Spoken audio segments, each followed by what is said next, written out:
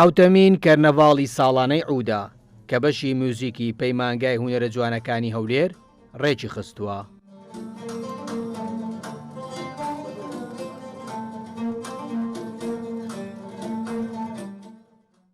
بیست خوێندکاری کوڕووکت لە قۆناغە جیاوازەکانی پەیمانگاکە بە ژەنینی ئامێری عود بەشداریان کردووە و چەند پارچە میوزیک و گۆرانیەکیان پێشکەشی میوانانیان کرد. توێژنەوە کردەوە دەبینم ڕۆژ هەڵە ناسە بیانەکان دەڵێن ئامێری عود ئامێرێکی کوردیەکە ئەوان بۆ نتورک دەڵێ تورکی عرب دەڵێ عربی ئەمە لێرە دەمانەوێت ئامێری عود وەکو ئامێریش کوردی جارێکی بناسیینەوە زیندی بکەینەوە تا ئەو گەنجانە لێرە سبەیندنسنا کۆمەلگا ئیش بەو ئامێرە بکەن.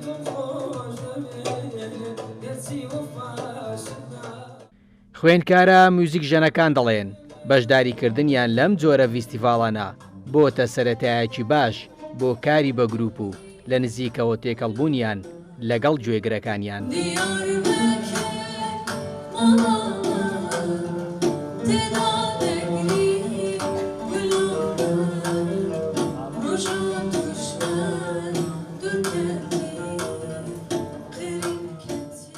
ئێمە دەچینە سەر ستێج یەکەم شت خۆمان فێر دەکەین کە لەگەر ئالەتەکەی خۆمان بگونجێنین و لەگەر ئەو بینەرەی کە دانیشتە و ئەو ترسێک کە هەمانە بشێتن.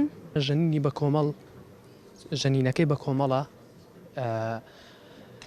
سەرەکیترین شتە لە بۆی ئەو خوێندکارە بتوانێتن سیقەی بەخۆی بتن و بژەنیتن لە پێشچاوی هەزاران کەس.